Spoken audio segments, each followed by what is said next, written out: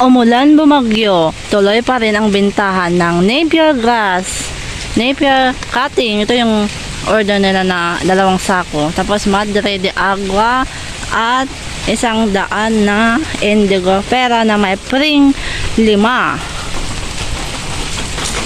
Ito po yung acid ipil-ipil at calyandra. Mukhang magkamukha po pero magkaiba. Pipick upin po nila dito sa Manawag, Pangasinan.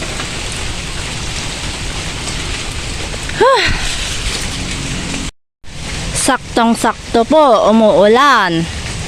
Mabubuhay na ito, oh, tingnan nyo. Yung mga lumabas ng ugat. At saka ito, ready nang ipakain yan sa mga alaga nila. Indigo pera para sa kambing. Yan, para sa kambing po lahat yan. Tingnan nyo, oh, kahit umuulan, tuloy pa rin ang pagtitinda. Kaya kung gusto nyo magkaroon ng ganito, bumili na kayo sa amin. Mag-comment lang po kayo dyan at pa-subscribe na rin po.